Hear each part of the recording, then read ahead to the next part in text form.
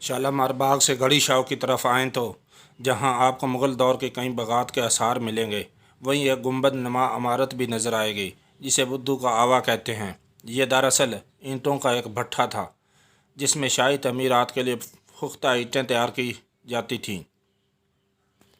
اس مقصد کے لیے مٹی کے حصول کو یقینی بنانے کے لیے ارد گرد کی بے شمار زمینیں خالی رکھی گئی تھیں۔ یہ وہی جگہ ہے جہاں ان دنوں لاہور کی انجینئرنگ یونیورسٹی واقع ہے۔ رنجیت سنگھ برصغیر کی ریاستوں کا پہلا حکمران تھا جسے یورپی طرز کی فوج بنانے کا بہت شوق تھا۔ اس نے جب خالصہ فوج بنائی تو فرانس سے جنرل ونچورا سمیت کئی فوجی افسر اس کی ترتیب و تدوین کے لیے بلائے۔ یہ جگہ اس فوج کے جنرل ہیڈ کوارٹر کے لیے منتخب کی گئی۔ یہ لاہور شہر سے چند میل کے فاصلے پر تھی۔ قلعہ لاہور میں رنجیت سنگھ کے سول حکومت قائم تھی اور یہ مقامی فوج طاقت کا مرکز تصور ہوتا تھا۔ انگریز فوج سے شکست تک خالصہ فوج کا یہ ہیڈ کوارٹر آباد رہا، لیکن پھر انگریزوں نے جب انہیں شکست دی تو اسے ایسا ختم کیا کہ پھر اس کا نام و نشان تک مٹا دیا۔ جنرل ونچورا کی بنائی ہوئی پنجاب سیکریٹریٹ کی بلڈنگ تو آج بھی موجود ہے۔ اس کے بیٹوں کی قبروں والا خوبصورت باغ اب کسٹم و انکم ٹیکس کے دفاتر اور فلودے والوں کی دکانوں کی نظر ہو چکا ہے، مگر مقبرہ باقی ہے۔ ونچورا کی رہائش گاہ جو انارکلی کے مقبرے میں تھی، وہاں تاریخ کے وہ تمام اوراق آج بھی رکھے ہیں جن میں نہ صرف اس فوج ہی نہیں بلکہ سکھ سلطنت کے زوال کی عبرت ناک داستان بکھری ہوئی ہے، لیکن اس ہیڈ کوارٹر کا نشان بھی نہیں ملتا۔ رنجیت سنگھ کو فوج بنانے کا اس قدر شوق تھا کہ اس نے سول ایڈمنسٹریشن بھی اسی فوج کے ذمہ لگا دی اور کسی بھی قسم کی سول انتظامیہ نہ بنائی۔ ہر مسئلہ خواہ وہ لا اینڈ آرڈر کا تھا یا عدالتی فیصلہ، سب کچھ فوج ہی کے ہاتھ میں دے دیا گیا۔ فوج نے رنجیت سنگھ کے علاقوں پر علاقے فتح کر کے دیے اور یوں اس کے دل میں برِ صغیر پاک و ہند کا ویسا حکمران بننے کی خواہش پیدا ہوئی جیسے قدیم گپتا اور موریہ خاندان کے بادشاہوں میں ہوا کرتے تھے۔ یہی وجہ ہے کہ اس نے جدید خطوط پر ضرورت سے بڑی فوج بنا لی اور قدیم 10,000 یا 5,000 مناصب والی قدیم غیر منظم فوج سے نجات حاصل کر لی۔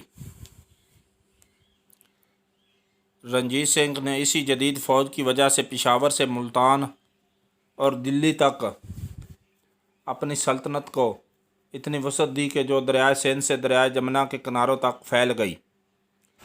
اس کے پاس 80,000 فوج تھی جن کی تنخواہیں اور دیگر اخراجات عام آدمی پر ظالمانہ ٹیکسوں، مالیہ اور لگان کی صورت وصول کیے جاتے تھے۔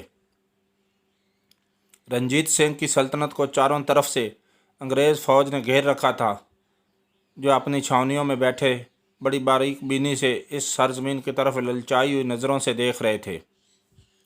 دوسری جانب رنجیت سنگھ کے دل میں عظیم حکمران بننے کا خواب ایسا تھا کہ وہ مسلسل فوج کو وسعت دیتا رہا۔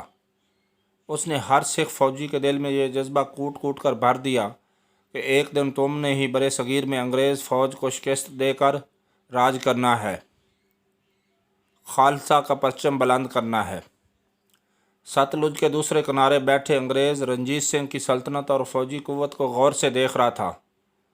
جیسے ہی رنجیت سنگھ دنیا سے رخصت ہوا، سکھوں کے گروہ میں شدید اختلافات شروع ہو گئے اور ہر گروہ تخت نشین ہونے کا خواہش مند بن گیا۔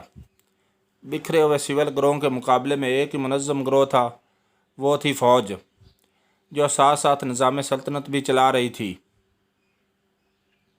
اختلافات شروع ہوئے تو بدھ کے آوا کے پاس موجود فوج نے اکٹھے ہو کر یہ حلف اٹھایا کہ ملکی حالات خراب ہیں، سیاسی قیادت اپنے اقتدار کی کشمکش میں اس ملک کو تباہ کر دے گی، اس لیے ہمیں اب خود اس سلطنت کو بچانا ہے۔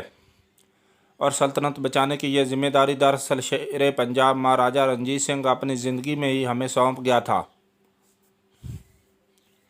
اجلاس میں پڑھے جانے والے اعلامیے میں سپاہیوں سے کہا گیا کہ مشرقی سرحدوں پر انگریز ایک بہت بڑے خطرے کی صورت موجود ہے، اس لیے ہم یہ ملک کسی صورت بھی سیاستدانوں کے حوالے نہیں کر سکتے۔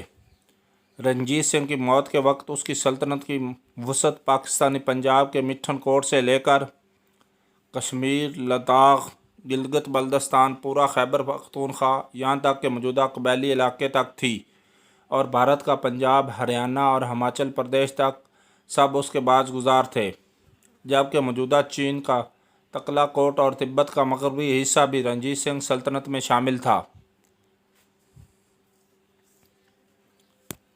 38 سال اور 76 دن حکومت کرنے کے بعد جب 27 جون 1839 کو وہ انتقال کر گیا تو اس کی سکھ روایت کے مطابق اس کے بڑے بیٹے کھڑک سنگھ کو تخت نشین کر دیا گیا۔ خالصہ فوج کھڑک سنگھ کو ایک نائل شخص تصور کرتی تھی جو موروثی طور پر وہاں آ گیا تھا۔ فوج سمجھتی تھی کہ اسے اب خود آگے بڑھ کر سکھوں کی قیادت کرنی چاہیے، کیونکہ اب یہ 2 گروہ میں تقسیم ہو چکے ہیں اور یہ سکھ قوم کے لیے نقصان دہ ہے۔ سکھوں کے دونوں گروہ میں اختلاف اس قدر شدید تھے کہ دونوں گروہ یعنی ڈوگرے اور سندھیانا والے ایک دوسرے کے خون کے پیاسے ہو چکے تھے۔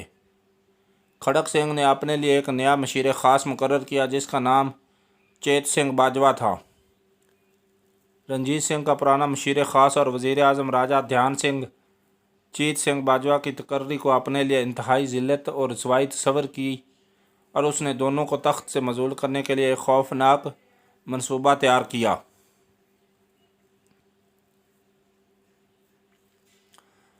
اس نے یہ منصوبہ خالصہ فوج کے جرنیلوں کی مدد سے ترتیب دیا۔ یوں برصغیر پاک و ہند میں پہلی دفعہ فوج نے اپنی حکومت کے خلاف ایک خفیہ مہم کا آغاز کیا جس کا مقصد حکمران کھڑک سنگھ کی کردار کشی کرنا تھی۔ پورے ملک میں یہ پروپیگنڈا عام کیا گیا کہ کھڑک سنگھ چیت سنگھ باجوہ کے ساتھ مل کر مہاراجہ رنجیت سنگھ کی اس عظیم سلطنت کو انگریزوں کے ہاتھوں بیچ دینا چاہتے ہیں۔ دونوں نے انگریز سے ایک خفیہ معاہدہ کر لیا جس کے تحت وہ انگریز کو اپنی آمدن کے ہر روپے میں 6 آنے دیا کریں گے اور بدلے میں انگریز ہماری حفاظت کریں گے۔ یوں شاندار خالصہ فوج جو اس سلطنت کی محافظ ہے اسے بھی ختم کر دیا جائے گا۔ جرنیل اس خفیہ مہم سے آشنا تھے لیکن عام فوجیوں نے اسے بقا کا مسئلہ سمجھا۔ فوج نے کھڑک سنگھ کے مخالف گروہوں کے ساتھ مل کر یہ پروپیگنڈا گلی کوچوں میں پھیلا دیا اور دربار کے تمام مصاحبین یہاں تک کھڑک سنگھ کا اپنا بیٹا نال سنگھ بھی اس پر یقین کر گیا کہ چیت سنگھ باجوہ نے اس کے باپ کو ورغلایا ہے اور سکھ سلطنت کو انگریزوں کا غلام بنانے کا منصوبہ بنایا ہے۔ اس کے بعد فوج کے سپاہی سفید کپڑوں میں ملبوس عوامی نفرت کا اظہار کرتے ہوئے 9 اکتوبر 1839 کو لاہور کے قلعے میں داخل ہوئے۔ انہوں نے چیت سنگھ باجوہ کو پکڑا اور کھڑک کے سامنے اس کو ذبح کر دیا۔